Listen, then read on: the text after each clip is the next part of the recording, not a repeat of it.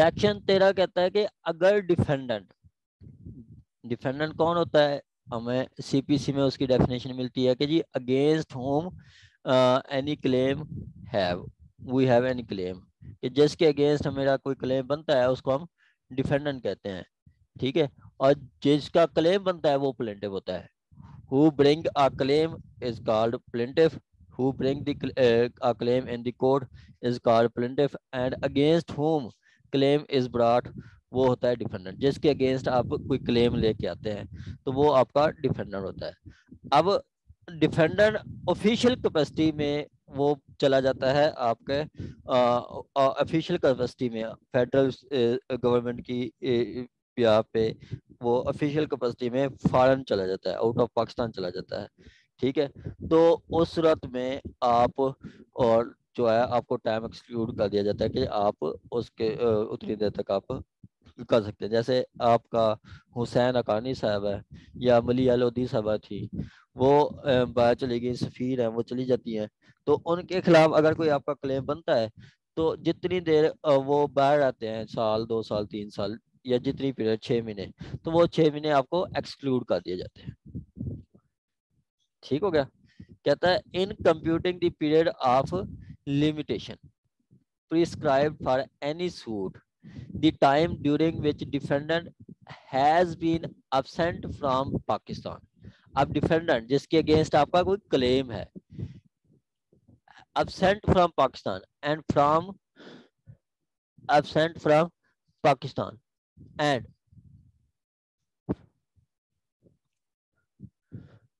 and from the territories beyond Pakistan under the administration of federal government, तो वो federal government की ब्याह पे वो बाहर है, ठीक है। तो वो क्या होगा, जितनी टाइम वो बाहर होगा वो टाइम एक्सक्लूड कर दिया जाएगा, वो टाइम एक्सक्लूड कर दिया जाएगा। ये सिंपल है, कोई खास नहीं है। आ गया जी 14 इंपॉर्टेंट है। अक्सर वो आपसे, जैसे 2019 में हमने पेपर दिए थे तो उन्होंने क्वेश्चन पूछ लिया था कि जी what is the difference between section 5 and 14, ठीक है। 5 और 14 का उन्होंने डिफरेंस पूछ लिया था, ये पहले भी उन्होंने पूछ लिया था, ठीक है जी, कि इनका डिफरेंस क्या है। सेक्शन 5 अपील एप्लीकेशन पे अप्लाई होता है और जो सेक्शन 14 है वो सिर्फ सूट्स पे अप्लाई होता है। जो सेक्शन 5 है डिस्क्रिशनरी है, सेक्शन 14 वहां पे शेल का वर्ड है, अगर बोनाफाइड लिया प्रूव कर देते हैं तो वो टाइम लाजमी एक्सक्लूड किया जाता है, ठीक है। सेक्शन 5 में आपका टाइम एक्सटेंड कर दिया जाता है कि बढ़ा दिया जाता है, इधर आपका टाइम एक्सक्लूड कर दिया जाता है जो आप दूसरी साइड पे होते हैं। सेक्शन 5 आपको सफिशिएंट देनी काज देनी पड़ती है, सेक्शन 14 में आपको सफिशिएंट काज देने की जरूरत नहीं होती, ठीक है। तो अब हम सेक्शन 14 पढ़ते हैं। सेक्शन 14 सिंपली कहता है कि जी आपने प्रोसीडिंग बोनाफाइडली किसी दूसरी कोर्ट में गा दिया। इसकी बेहतरीन एग्जांपल है कि जी रिकवरी का दावा है, ठीक है। रिकवरी है, कोई बैंक वगैरह ने रिकवरी करनी है, बैंक की रिकवरी करनी है, तो वो बैंक की ऑफेंसेस सेपरेट बनाई हुई है, वो बैंक वाले चले जाते हैं सिविल कोर्ट में, वहां पे रिकवरी का सूट फाइल कर देते हैं, जबकि उनकी जुरिस्डिक्शन बनती है बैंकिंग कोर्ट। इसी तरह आम पर्सन ने किसी से रिकवरी करनी है तो वो सिविल कोर्ट जाएगा, अगर वो चला जाता है बैंकिंग कोर्ट में, ठीक है। तो जितनी टाइम बैंकिंग कोर्ट में लगता है, जितनी टाइम बैंकिंग कोर्ट में लगता है, उनका दावा करना था रिकवरी का सिविल कोर्ट में, ठीक है। जैसे फरद साहब है, फरद साहब ने पेमेंट 10 लाख लेना है शुएब साहब से, ठीक है। तो इन्होंने कुछ इनको चेक दिया था, अब यही कहते हैं कि चेक है, बैंक का मामला है, ये चले जाते हैं बैंकिंग कोर्ट में, वहां जाके अपना सूट फाइल कर देते हैं, ठीक है। और उधर उनका सूट चलता रहता है 4 साल, 2 साल तो नोटिस पे लग जाता है, उसके बाद कोई भी डेट्स वगैरह ऐसे तरह तरह 4 साल बाद उनको पता चलता है, एविडेंस पे होता है तो पता चलता है कि ये इस कोर्ट की तो जुरिस्डिक्शन ही नहीं है। 4 साल उधर लगाए और इधर जो है आपका इनका टाइम लिमिटेशन एंड हो गया, 3 साल रिकवरी का होता है, इधर टाइम लिमिट हो गया, तो फिर अब ये क्या करें। फिर ये आके उधर से बैंक कोर्ट से खत्म होके फिर सिविल कोर्ट आएंगे तो उन बताएंगे कि जी ये देखें ये अटेस्टेड कॉपी है, मैंने इतनी टाइम बैंकिंग कोर्ट में लगाया, मुझे पता नहीं था, मैं बोनाफाइडली गया था, मुझे नहीं पता था कि जी मैंने तो सिविल कोर्ट आना है, तो मेरा टाइम लग गया उधर। फिर कोर्ट अगर सेटिस्फाई हो जाती है, उनको लगता है कि जी ये गुड फेथ उधर गया था, तो फिर वो टाइम जितनी आपका बैंकिंग कोड में लगा है वो एक्सक्लूड कर दिया जाता है। जितनी टाइम बैंकिंग कोड में लगा है वो एक्सक्लूड कर दिया जाता है। ये बताता है सेक्शन 14। इसको हम डिटेल के साथ पढ़ते हैं। कहता है in computing the period of limitation prescribed for any suit, यहाँ पे सिर्फ सूट की बात कर रहा है, जबकि सेक्शन 455 में आपका सूट की बात नहीं करता। तो ये डिफरेंसेस भी बतानी है, करने हैं, तो आपने दोनों सेक्शन, एक साइड पे आपने कंप्लीट सेक्शन 5 लिख लेना है, एक साइड पे सेक्शन 14 लिख लेना है। फिर उसमें आपने देखना है कि जी क्या क्या डिफरेंस है, आपको खुद पता चल जाएगा। ठीक है। The time during which plaintiff has been prosecuting with due diligence and other civil proceeding, whether in a court of first instance or in court of appeal. कि आपने सपोज के अपील बनती थी, आपका ट्रायल तो सेम कोर्ट में चला, appeal बनती थी आपकी हाई कोर्ट में, आप चले गए डिस्ट्रिक्ट कोर्ट में। जैसे डिस्ट्रिक्ट आपका अगर हम देखें सिविल कोड ऑर्डिनेंस है, उसका सेक्शन 18 कहता है कि जी अगर आपकी अपील है 50 मिलियन मतलब 5 करोड़ से ज्यादा है, तो पहली ही अपील आप हाई कोर्ट जाएंगे। अगर सब्जेक्ट मैटर की वैल्यू जो है या क्लेम जो है 5 करोड़ से ज्यादा है, ठीक है, तो फर्स्ट अपील आप हाई कोर्ट करेंगे। आप अपील फाइल कर देते हैं डिस्ट्रिक्ट कोर्ट में, तो वो जो टाइम होगा डिस्ट्रिक्ट कोर्ट में, ठीक है, बाद में पता चलता है, तो वो टाइम एक्सक्लूड कर दिया जाएगा। ठीक है। Whether the court of first instance मतलब ट्रायल कोर्ट और in a court of appeal against defendant shall be excluded, exclude किया जाएगा। शेल का वर्ड है, मैं आपको बार बार कहता हूँ कि जहाँ पे शेल का वर्ड आए आपने उसको हाईलाइट करना है, शेल के वर्ड को हाईलाइट करना है। Where proceeding is founded upon the same cause of action और is prosecuted in good faith, ये आपने प्रूव करना है कि ये गुड फेथ में है। ठीक है, कि आप गुड फेथ में गए हैं, आपको नहीं पता था, आपका क्लेम बनता था, आपको नहीं पता था, पूरा सर आपको नहीं आपकी पता आवाज नहीं आ रही। था। किसी को भी आवाज नहीं आ रही मेरी? अब आ रही। चले वो हो जाता है, समटाइम नेटवर्क हो जाता है। चले अच्छा, prosecuted in good faith in a court which from defect of the jurisdiction or other cause like nature is unable to entertain it, कि आपने वो टाइम एक्सक्लूड करना है, कोर्ट को बताना है कि इन गुड फेथ के डिफेक्ट ऑफ जुरिस्डिक्शन, कि आपको पता नहीं था कि जुरिस्डिक्शन कौन सी कहाँ बनती है। ठीक है, आपको पता नहीं था कि जुरिस्डिक्शन कहाँ बनती है, तो उस सूरत में आपका वो टाइम एक्सक्लूड कर दिया जाएगा। ठीक हो गया, आपका वो टाइम एक्सक्लूड कर दिया जाएगा। ठीक हो गया। सिंपली सेक्शन 14 कहता है कि जी आप का सूट बनता था एक कोर्ट में और आपको जुरिस्डिक्शन का नहीं पता चला, आप दूसरी कोर्ट में चले गए, तो उस सूरत में आप जो है जो इन गुड फेथ आप दूसरी कोर्ट में चले गए, तो जो दूसरी रॉन्ग फोरम के गए हैं, जितनी टाइम आपका रॉन्ग फोरम पे लगता है 6 महीने साल 2 साल जितनी भी टाइम लगता है, वो टाइम एक्सक्लूड कर दिया जाएगा। ये कहता है सेक्शन 14। आगे कहता है जी आपका in computing the period of limitation prescribed for any application during which the application has prosecuting in with due diligence another civil proceeding whether in court of same instance or against appeal against same party for the same relief against same party। अब देखें, फरद साहब ने 10 लाख लेने थे और किससे लेने थे, शुएब साहब के पास। तो 10 लाख लेने के लिए वो चले गए बैंकिंग कोड में, बैंकिंग कोड में उन्होंने बताया कि जी आपका इधर क्लेम नहीं बनता। तो फिर अगर फरद साहब वही 10 लाख और सिर्फ शुएब साहब के खिलाफ दोबारा सिविल कोर्ट आएंगे, तो वो ही दावा भी शुएब साहब के खिलाफ करेंगे और 10 लाख का करेंगे, तो देन तो इनको सेक्शन 14 की रेमेडी मिलेगी, वरना नहीं मिलेगी। सपोज के उनका वो बाद में सिविल कोर्ट में आकर 15 लाख का करते हैं, तो नहीं, सेम रिलीफ नहीं होगा। या सिविल कोर्ट में आके बाद में वो मैडम शाहजा के अगेंस्ट करते हैं, तो नहीं, सेक्शन 14 अप्लाई नहीं होगा। हो गए उस टाइम होगा जब आपकी सेम पार्टी होगी और सेम रिलीफ होगा। shall be excluded where such proceeding is proceeded in good faith from which the defect of jurisdiction or like nature is unable to तो यही आपकी इस चीज को हाईलाइट करना है कि जी सेम पार्टी हो सेम रिलीफ। ठीक है, क्या है, सेम पार्टी हो और सेम रिलीफ हो।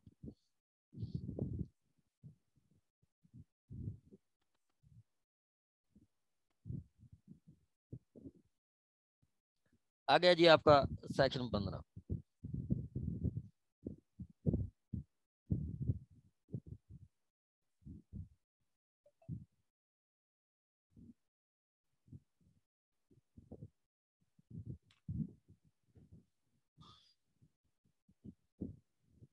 Section explanation in excluding the time during which farmer's suit or application was pending, the day on which suit application was made and day on which the proceeding therein ended shall both be counted, shall both be counted। अब ये क्या कहता है, देखें, कहता है कि जी जब दावा दायर किया और जब दावा वहां से विड्रा किया, ठीक है, तो विड्रा ही होता है, ठीक है, जब आपका विड्रा किया,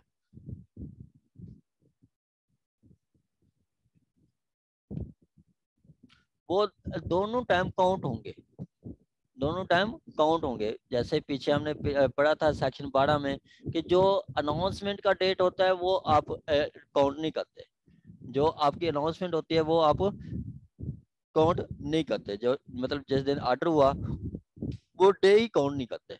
तो यहाँ पे ऐसा नहीं है, वो डे आपने काउंट करना है, वो डे आपने काउंट करना है। कि आई सपोज के suit filed in banking code,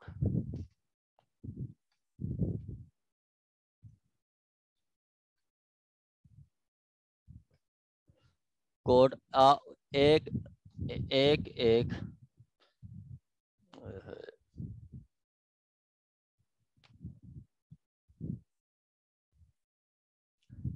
13/1/2020 को फाइल किया, ठीक हो, 2020 को। और विड्रा कब किया है, विद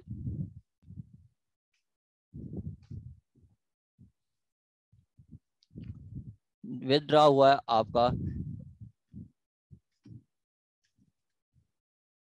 13/6/2020, ठीक है। तो ये जो 13 वाला दिन है ये भी काउंट किया जाएगा, ये भी काउंट किया जाएगा, और ये 13 का जिस दिन विड्रा किया गया ये भी काउंट किया जाएगा। ये अगर हम पीछे पढ़े जाएं सेक्शन 12 में, तो वहां पे कहा गया जो पहला दिन जो जजमेंट का डे होता है वो काउंट नहीं होता, जजमेंट का डे काउंट नहीं होता, लेकिन यहाँ पे वो जजमेंट वाला डे काउंट किया जाएगा।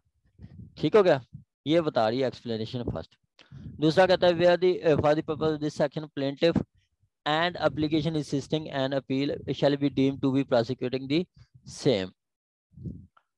For the purpose of this section, plaintiff or application insisting an appeal shall be deemed to prosecuting the, वो appeal भी आपका continuation of suit होता है, appeal भी continuation of suit होता है। आगे कहता है for the purpose of this section, misjoinder of parties or cause of action shall be deemed to be cause of like nature with the defect or defect of jurisdiction. ठीक है, कि अगर मिसजॉइंट हो जाता है तो वो भी आपका ये समझा जाएगा कि जी आपका डिफेक्ट ऑफ जुरिसडिक्शन है।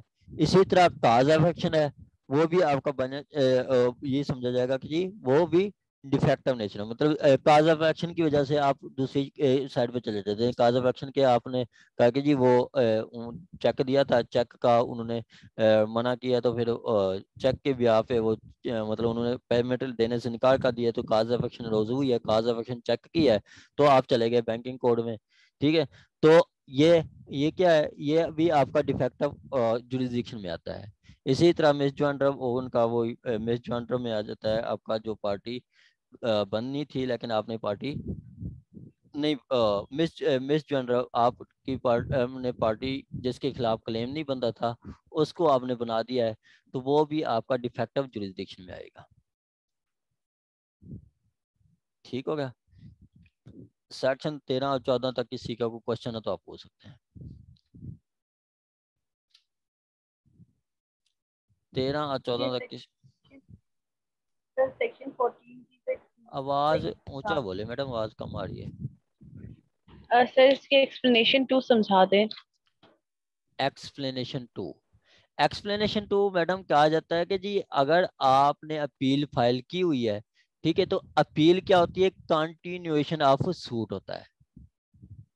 ठीक है, क्या है जी, appeal is continuation of suit, appeal चल रही है तो समझ ले यही समझा जाता है कि वो सूट चल रहा है। कहता है for the purpose of this section misjoinder of parties, oh sorry ये फॉर द प्लेंटिफ और applicant resisting an appeal shall be deemed to be prosecuting the proceeding। अब वो जो आपका प्लेंटिफ है या दूसरा जो अप्लीकेंट है, वो जो कि रिसिस्ट कर रहा है कोई अपील को, ठीक है, तो वो भी समझा जाएगा कि वो वही प्रोसीडिंग को प्रोसिक्यूट कर रहा है। ये प्रोसिक्यूटिंग की वो स्टार में बात कर रहा है कि प्रोसिक्यूटिंग इन गुड फेथ, कि वो जो दावा चला रहा है वहां पे वर्ड इस्तेमाल किया है प्रोसीडिंग या प्रोसिक्यूटिंग, वो गुड फेथ में चला रहा है। ठीक है, वही चीज है कि वो अपील पे भी वही सेम चीज अप्लाई होगी। अपील है या दावा है, उस पे दोनों पे यही सेम चीज अप्लाई होगी।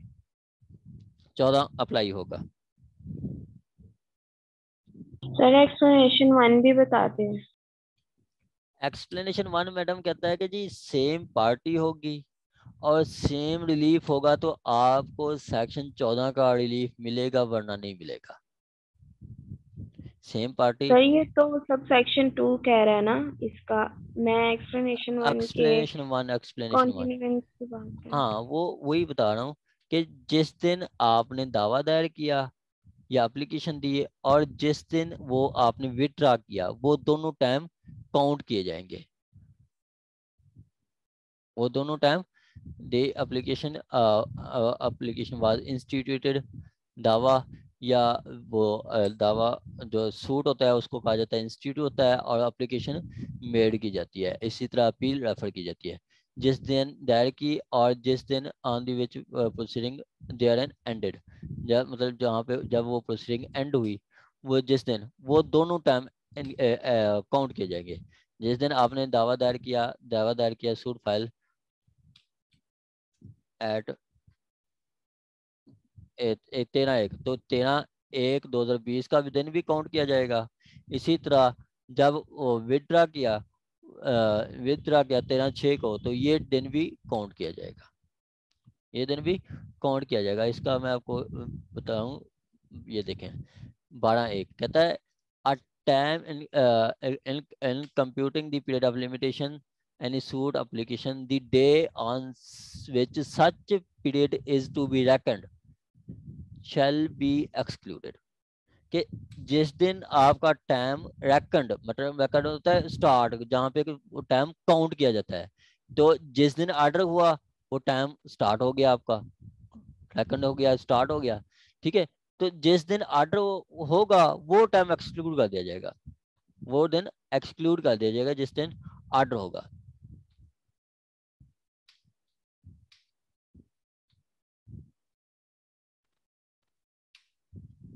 ठीक है, जैसे दावा हुआ डिक्री 1/1/2021 को, तो ये ये 2021 काउंट नहीं किया जाएगा, ये एक्सक्लूड कर दिया जाएगा। 1/1/21 एक्सक्लूड कर दिया जाएगा। टाइम आपका कब से स्टार्ट होगा, टाइम आपका स्टार्ट होगा, limitation will start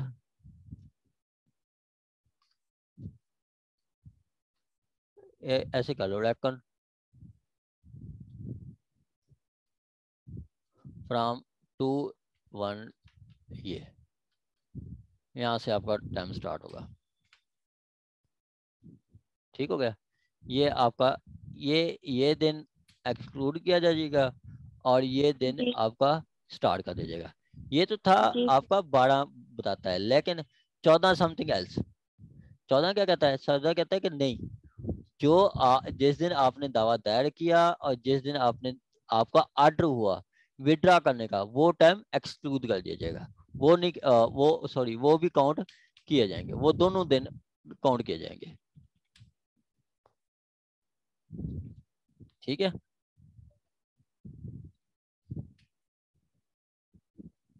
ji sir. चलें जी, यहाँ तक किसी का और क्वेश्चन हो तो आप पूछ सकते हैं। सर मैं एक क्वेश्चन पूछना चाहती हूँ। जी जी वो ये है कि देखिए आपने बैंकिंग की एग्जांपल दी ना इसमें कि लाइक अगर कोई बैंक का सूट था और वो जाके आपने जो है ना सिविल कोर्ट्स में परस्यू कर दिए हैं, तो सर इसके लिए तो देखिए ऑलरेडी लॉयर्स को ये पता नहीं होता कि कौन से सूट के लिए कहाँ पे दावा करना चाहिए। तो वो ऑलरेडी अपने वो जो उसका क्लाइंट होगा उसे वो बता देगा ना कि ये तो इस कोर्ट के थ्रू नहीं सूट फाइल हो सकता। तो मैं थोड़ी कन्फ्यूजन का शिकार हूँ कि मतलब मैडम, इसका ज्यूरिसडिक्शन में। देखें कि मेरा ना एक शागिर्द हैं, स्टूडेंट हैं, वो मैं पढ़ा रहा था, लाइव क्लास में भी पढ़ाते हैं हम, तो जी सर। यही शेड्यूल चल रहा है। वो लास्ट सैटरडे को बात हो रही थी, तो वो ये सेक्शन आया, तो वो कहता है सर मेरा ना एक था सक्सेशन की एप्लीकेशन थी। सक्सेशन की एप्लीकेशन हम वहाँ पे देते हैं जहाँ पे आपका बैंक होता है, मतलब सपोज बैंक लाहौर में है तो सक्सेशन भी हम बैंक लाहौर की कोर्ट में मूव करेंगे, ना कि हम कसूर में करेंगे या जाके अटक करेंगे। ठीक हो गया। तो वो उनका सक्सेशन के लिए वो उन्होंने कर दिया सांगला हिल में, जबकि बैंक था शेखुपुरा में।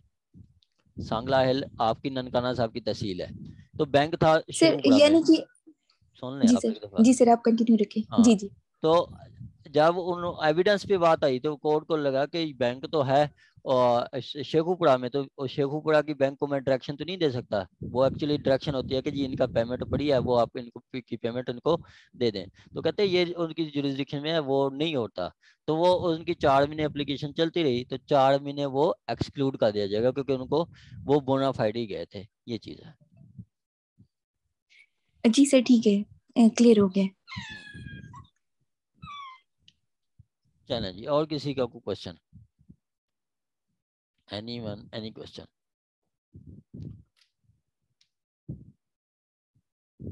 चलें जी, मीटिंग एंड हो गई है, 1 मिनट है।